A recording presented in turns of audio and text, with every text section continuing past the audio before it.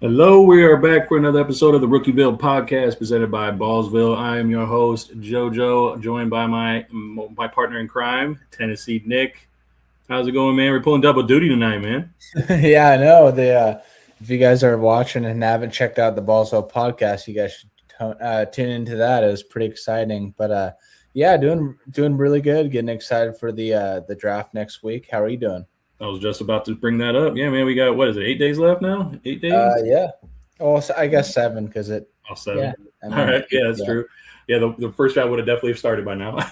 Actually, ending right now. So, yeah, man, it's just I'm excited to dive back into football. I'm putting work behind me, and I just can't wait just to get back into the grind because it really starts now, man. Once the NFL draft happens, it's just all systems go. So today we got a pretty cool episode. I think we're going to put on our GM hats / fantasy analysts. We're going to predict landing spot because, when we were going through these deep dives for certain position groups and players, we just always brought up landing spot. So you know what? Let's give the people, our gracious people of Ballsville, some predictions, just see where we go. You guys don't have to agree with us. Feel free to comment where you guys think some of these players are going to land and maybe your hopes for them. So kicking things off with Jonah Coleman, I've been talking a bunch in the beginning. So actually I'm going to throw it to you on this and lead us off with Jonah Coleman. Yeah. I think you and I have the same consensus on Coleman. I think a good landing spot for him would be Minnesota just because, Aaron Jones, he's kind of fading off. He's aging out, and Jordan Mason, he's kind of, to be a disappointment's an understatement in my opinion. But yeah, I think his ceiling is kind of capped at RB2. Jonah Coleman. I know he hasn't been super wowed, and a lot of people are thinking he's going to be picked later in the draft this year. I wasn't super high on his tape, but it's all dependent on landing spot, I think whoever takes Coleman will be hopefully utilizing him to his abilities because he still has that wow factor. I still like the tape. I'm probably on an island there. I just kind of want to believe what I see there. However, I'm not the Bible when it comes to all things ball knowing and tape throwing over there. But I like what I saw. I think when I really saw him highlight with Ohio State. Again, that's just one game. Watched a few other highlights and also other film. But he was the best player on the field in that thing, and that's in that game against Ohio State, and that was against top-notch competition. So that's why I kind of weight that in my evaluation here. Now his workout numbers here don't really show too much, except for just the bench press because he's a bowling ball. But I agree with you, Minnesota. I think that he can fit in a system like that, in a place like that. They need to get their running game going. The offensive line is pretty decent, assuming they stay healthy this year. But drafted capital, like a lot of these prospects, is going to affect kind of how early or late we take them in our upcoming rookie drafts. I think he could possibly be a classic rookie that can help you down the stretch. So, again, I don't think he's going to be something out the gate.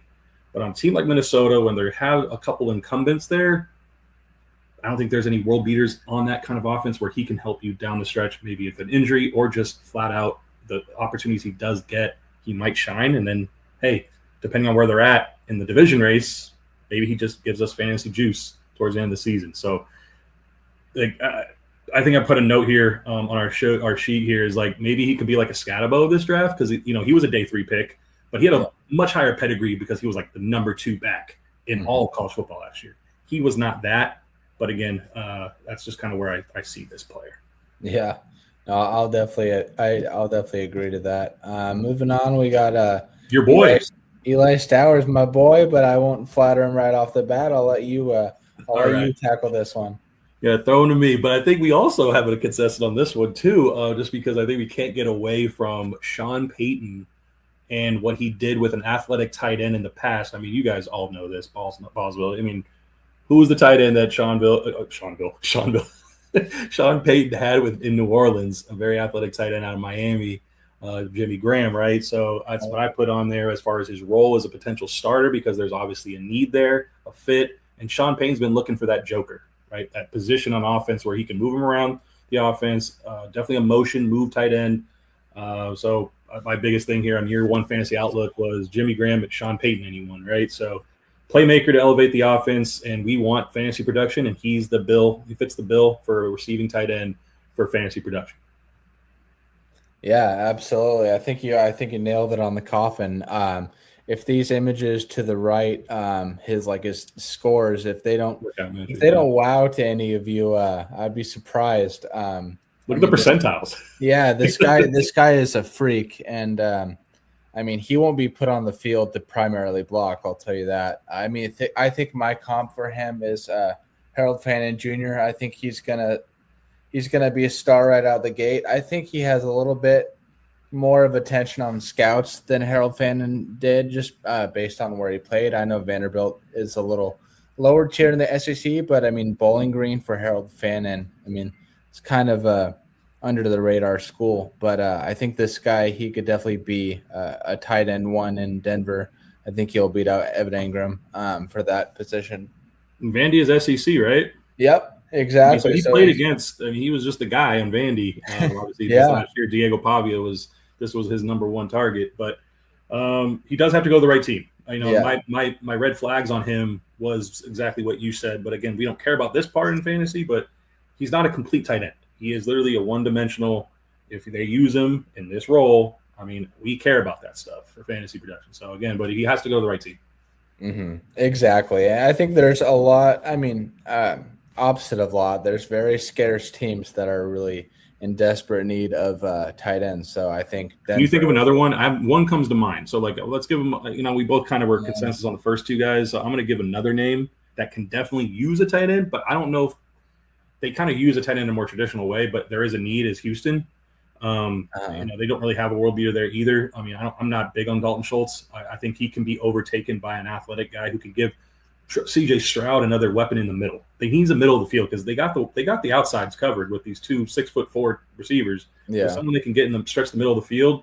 This is the guy that can help CJ Stroud for sure. Mm-hmm. And if they didn't get him in free agency, I was going to say Washington, but I really like how they got Chico Conquo, and I think.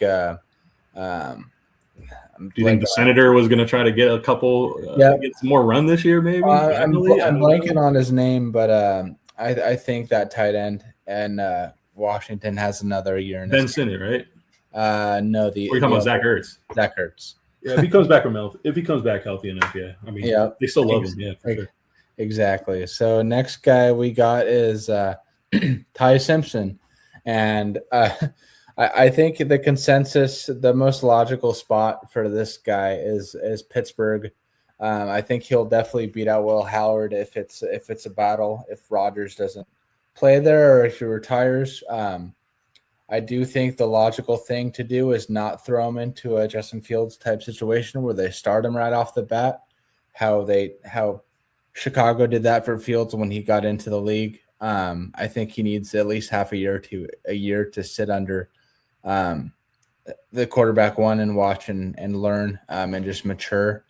Because I guess my big worry is he only had 1 year as a starter in college, and he started off pretty hot, but then it got cold pretty quick, and Alabama didn't look the same, especially when they were in the playoffs. Yeah, there's a couple people out there that I think there was in Ballsville, the general chat in Discord. There was a good little debate, and maybe a debate, but it was just definitely people reactions to Dan Orlovsky, singing his praises, being he is the number one quarterback. I would take him over Fernando Mendoza. Some people call it clickbait. I just truly think that's what he believes and what he thinks. That's fine.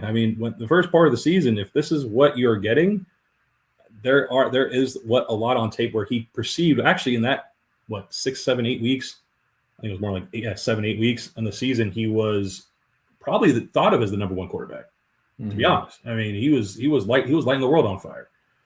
So there is a lot to like about him. He can throw the deep ball just as good as Fernando Mendoza. He reacted well to pressure early on in the season, so that translates usually. And he threw the ball in the middle of the field. The intermediate game is definitely a translatable trait if you can control that and be efficient. But towards the end of the season, he just played too much hero ball, I think, and he was also a little hurt. These 1 year wonders that you were alluding to, because he only had 1 year of starting, they usually don't pan out, right? So there's that. That's my biggest risk with him. But I agreed with you. Pittsburgh seems like the logical fit. I mean, it's the draft's in Pittsburgh. Do you think they take him in round one? Do they shock their fan base by taking a QB in where the draft is, where they're the host city here? So, and also Aaron Rodgers said he's going to be given the decision at the draft for Pittsburgh, which is no shock to any of us, right? Because Aaron Rodgers loves the pomp and circumstance and probably putting the light on him. So with that knowledge of him making a decision on draft day or draft weekend, do you think he stays and comes back? I do think Rodgers has one last year for his NFL career. And I do think this is the logical spot for him. And if I were a Pittsburgh fan, I'd want Simpson in the first round. I mean, last year you saw how they didn't take a quarterback really at all. I mean, I know Will Howard's there, but I don't think he's really ever going to be known as a starting quarterback in the league. So it's like you got to take it. You got to at least take a quarterback in the first or second round if you're Pittsburgh. And the new coach, obviously Mike McCarthy. I wanted to mention this because he has a track record of developing these type of quarterbacks. If he takes one, he likes to let them sit and marinate a little bit, a la, Dak Prescott, Rodgers, of course. So it's like he takes on these quarterbacks and he really tries to get the most out of them. So if he does land in a spot like this where he does have to sit and wait, I think that this is a good spot. And also if he does sit and wait, hopefully they don't give him that Fields experience where they start him right off the bat. When we did the quarterback dive earlier in Rookieville, if you haven't catched that, you should check it out. We talked about Ty Simpson, and the strength is his accuracy, short ball. He had 64% in 2025, or that was mid ball. Short ball was 89%, throw under 10 yards. Weakness, I did have deep ball accuracy. He was 13.3% on passes 30 plus yards. So, I mean, take that with what you will. I think he just needs a little bit more experience, and being a starting quarterback in the SEC is hard, and to only do it for 1 year and then enter the league. I don't think he has a very big sample size, but that's just my opinion. Yeah, his size is also a little bit of a concern. He's on the borderline of like 6'1", is he 6'2", and then is he, he's playing a little heavy at 211, and is he really just 200 pounds? Mm-hmm. If I had to pick another team, though, Nick, because we agreed again on this one, I think the rest of them we have different teams, guys. So bear with us here. But if I had to pick another team, it would be Arizona. Yeah, I don't think Jacoby Brissett's going to last the whole year. I think that if he lands here, then there's opportunity for him to start late in the season. Exactly. Yeah. So we'll see what happens after draft day. I'm sure we'll revisit this, but for sure. Yeah, next we got Zachariah Branch, and then take it on. Go ahead. I'm gonna.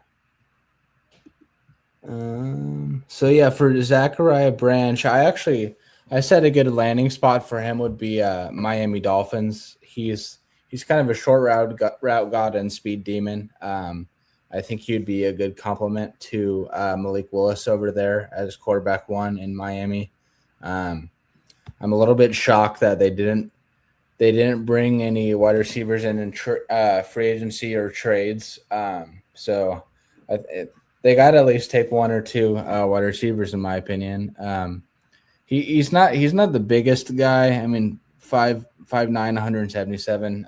Built big though. He's stocky for a little dude. Like as far as height wise, 5'9", but like he's a strong 175, 180. Mm-hmm. Yeah. He's got that Tez Johnson type strength for his size for sure. And he's like a jackknife. He won't like run you over, but he'll just flat out make you miss, which is really good. And I know Miami likes their speedy receivers, so that's my hope for him. Well, I mean, we'll see if the new regime likes speedy receivers the way McDaniel did. But I see Yeah. what you're saying because I mean, like you said, I can see the fit because Malik Willis, just you know, finally stepping into a pure starting role. We would probably want to have some gadgety stuff to kind of get him going game in, game out, assuming that he does land there. But I had a different team on here. I had San Francisco. I think the way that he is utilized, and if they continue to utilize him to his strength as a kind of a gadget guy, manufactured touches, is Kyle Shanahan West Coast system. Everything short area, especially at the line of scrimmage, yak yards. He did well with a guy like Deebo Samuel, so he can create in that way. I'm not saying he's Deebo. I'm just saying they can utilize him in the same way as they did a player like Deebo. Very explosive, but his production profile is a big red flag because these type of players don't pan out because everyone compares them to players like Deebo, and there's really only one Deebo. We went through this on our receiver deep dive here as well. So again, that's the biggest risk here. The red flag is line of scrimmage players. They have like 60% of their production come from that. I mean, what truly is translatable about that when you have all these guys at the NFL level can tackle at a much more efficient way? But this kid is tough. I did like what I saw in the USC film more than how the Georgia used him. But I think he'll be a special teams contributor out the gate. So I think he'll still see the field and get some opportunities. So again, I don't feel the Georgia stuff is all he can do. And I think he can surprise. He's one of those wild cards. I think he's kind of like who can I compare him to in last rookie draft that people were kind of buzzing on? No names coming to mind the way he played, but he's kind of in that. I can see him being like a third round pick right now, but I can see if he lands in the right spot, like he can rise in that mid-second, late second round. Yeah, I know they're not similar styles, but just on like size alone and like how you hinted, strength for his size would be like a Tez Johnson. Just because I know Tez came into the league, I think he was about 170 pounds. And that was a concern. Like 160. That dude was small. Yeah. But I mean, when he plays, that guy has so much heart. He looks like a 225-pound receiver out there sometimes. He's tough. All right. What we got? And then sorry, bugging out on the mouse. All right, so we got Jeremy Bernard. You want to lead this one off, JoJo? Yeah, because it's going to go. I'm thinking he might land here. The Raiders. I think they need a player. They need a receiver for sure. They already invested a lot in draft capital in recent seasons, a la Jack Besh and Dante Thornton. That didn't work out too well. But then also, I just feel like I'm going to save my comments on how I didn't even want Pete Carroll as our coach. I think he's a dinosaur. I think if you're going to sell, pick young guys with the team that you have, you got to let them play. But then you pick up Tyler Lockett and you let him play more than these young guys. Makes no sense. But I think he could be a security blanket for the new quarterback that's coming into town. The high likelihood of Fernando Mendoza coming into town. Granted, if he's a slot guy, kind of conflicting in the middle of the field with a guy like Brock Bowers who roams the middle of the field, but I think he could still be a security blanket for Fernando. He's not the sexiest player. He is Mr. Reliable. A lot of pundits will say that as well. I think just his production will speak for itself. If you don't know, he played slot, out left, and out wide at almost the exact same clip. Yeah. He can play it all. That's why he's the Swiss Army knife. 30%, 31%, 30%. Out wide, out left, out slot, and out wide. Completely across the board. So he can play any position. One of the highest IQs in the draft class. So he's a football guy, football savant. And I think that's what the Raiders need at this juncture. Yeah. Yeah, so for this, I could see him strongly going to the Raiders, but I actually had him going to the Dolphins. I know they're in dire need for a receiver, and Jeremy Bernard, he's just a do it all kind of guy. He won't go out there and flash, but he'll catch a ball that the average receiver will just drop or flat out not even get their hands on. He could line up slot. He could run those fades, posts, slants. He's pretty much just a jackhammer, do it all trades. And I think he'd be a good compliment for a quarterback, kind of like Malik Willis. So that's my landing spot for him. I think he's good in zone. And I Yeah. think with a lot of these teams are going two shell at much higher clip. There's still quite a bit of man coverage. I don't think he excels in man coverage against man coverage. I think his bread and butter is finding those soft spots in the zone and just kind of moving the chains. Yeah, and then the ball will just go up to him, and he will he'll somehow come down with it. I mean, He's made some pretty cool catches. Yes. Yeah, if you watch his tape, he's got a few like Odell caliber catches throughout his Alabama career, which has been pretty crazy. Good pedigree. Yeah, Alabama. Next, or last guy that we got here, Darian Price. So for this, I know a lot of people are ranting on him going to Seattle, but I actually have him going to Jacksonville. Okay. I'm not sold on Tootin getting the sole running back one role. And I know people say that Chris Rodriguez, he's there, but I don't see him being anything more than a third down back. But I definitely think Jacksonville could potentially bring in Price. I mean, there's been fumble history at North Carolina A&T for Tootin, and then when he was at Tech, I know his rookie year too. So I think an RB2, maybe even RB1B would be a good spot for Price. He wasn't a starter in college, but he took away snaps from Jeremiah Love, which that should speak wonders. He's a bowling ball. I mean, he's not the fastest guy, but he's kind of a in between the tackles and just get the first down kind of guy. Yeah, I'm high on Jared Darian. I think I took him a lot in this way too early best ball when a lot of people were just kind of I kind of like to attack ambiguity when a lot of people are scared and they just let him slip and slip and slip. At the rate I was getting him, probably a little too high for best ball standards, but at the same time, it's like if I'm getting him late enough, it's not too much of a risk.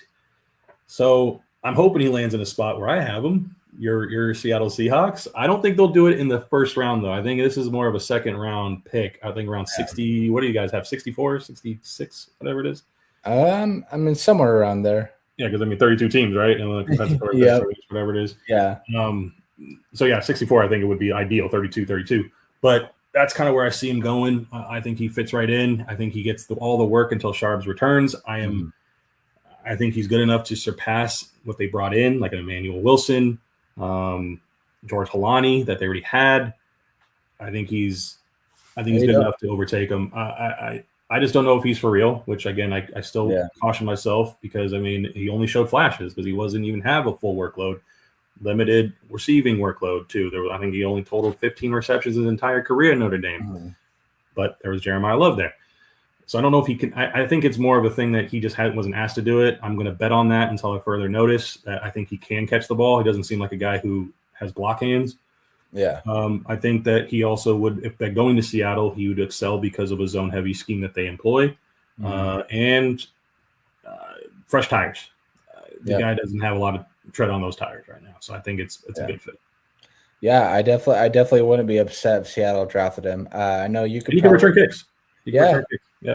I know you could probably attest to this. Being a Raiders fan, and I'm a Seahawks fan. Sometimes our GMs and front office staff kind of do some mind-boggling moves, especially like bringing in Tyler Lockett, like you just said.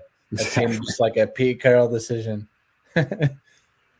Well, Nick, that was we only had 6 players. We wanted to kind of pick some players that weren't really discussed as much. We all know the top players of this draft: Jeremiah Love, Carnell Tate.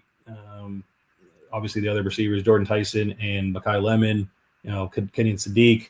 Do you want to kind of share any of your landing spots for some of those highlight players? Again, I know we're kind of going off the beaten path here with these players here. I think we could save a little bit more for a little bit closer to the draft. Okay, fair enough. I think we're going to work on doing like a longer video, maybe sometime before the draft. But I wanted to hint on 2 players. Go ahead. Just because it really popped in my mind, especially with the Raiders signing Cousins. Do you think a team potentially like the Cardinals could maybe jump into the consideration? John Spytek said we are listening to calls. So, and he also said those teams who have inquired about the number 1 pick know where they stand. Hearing those comments in that way seem like if you're not giving up the farm, the kitchen sink, your grandma's inheritance, then you can step aside. We're taking our guy. So that's the way I read those comments, interpret those. I think you and I both said pre-show that was like 95% likelihood. I'm more on the likelihood of 98 to 99.9% that we're there. Yeah. But yeah, you never know. Draft night, anything can happen. My tradition. Oh, but let's. You know what? I want to talk about your traditional draft day. I always watch the movie Draft Day every single year. Oh, same. So again, that kind of just gets me in the mode for it. So yes, that is mine right there. Yeah. But go ahead, do your little draft day tradition. And then if there's one more player. And I would say this, if any of you dynasty owners are a little bit slightly concerned if you have the 1-2, what I would do is what I've done in a couple leagues. Just trade like a 3rd round pick for Kirk Cousins, and then you got a 3rd quarterback if that's what you really need. That way you don't have to not draft Mendoza there and wind up regretting it later. But yeah, the next guy I just wanted to hint on is Jeremiah Love. I know he's the clear consensus 1.1 in pretty much every dynasty league. But I'm still slumped on a landing spot. I know me and the Ballsville draft prediction kind of mini game. I selected Washington, and I still wouldn't hate that. But I don't know. There could be like 4 or 5 different teams who could potentially draft him. So where do you think he's going, JoJo?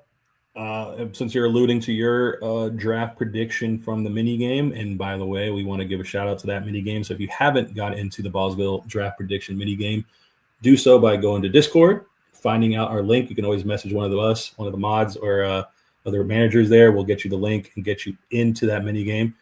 But to address your question, I had Tennessee Titans.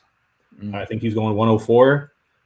Obviously, the incumbent there is no world beater either. I think this new regime is going to be off Tyjae Spears. I think he also has a degenerative knee condition. I don't know if we're going to see any more highs out of Tyjae Spears, to be honest, even if he's healthy. I think Jeremiah Love will step right in and give them an absolute weapon to their young quarterback, and just an overall boost to the offense. I just think it's a natural fit. You're going to bet on talent. Take the best player available. Yeah, I think those would be good spots for him. I know Washington, you'd have him pairing with Daniels. I don't think Bill Krosky, I don't think he's the answer there. And in Tennessee, I don't think Pollard or Spears is the answer. So I think those are still some high caliber teams in the market. I mean, isn't Dable there now for the OC, right? Tennessee? Yeah, Dable's the OC, right? Yep. His offense, at least in my opinion, was predicated on the run game. I don't think he can get it done for what he wants to do on offense without a certain type of player. And I don't. I mean, look, Tony Pollard did shock the fantasy world down the stretch. He was like him and Chris Olave were like pretty much like the top 2 players to own in fantasy to help you down the stretch, along with Kyle Pitts. Yeah. But I mean, I think that this is just a good fit for him, a player that he would want. Again, I don't want to go too much more in depth, but I think it works. Yeah. Well, sweet. Well, anyways, yeah, we'll try to, for all the Rookieville fanatics out there, we'll try to squeeze in one more episode before the draft, and then after the draft, I think we'll do our final rankings and maybe sneak in a final mock before then for the leagues that aren't degenerates like ours and drafting literally the next day. There it is. Yeah. For that, Ballsville, appreciate you tuning in. Give a like, drop a comment again on where you think some of these players are going to be landing. We'd love to hear it and shout you out in the next episode. All right. Take care, guys. Peace out, Ballsville.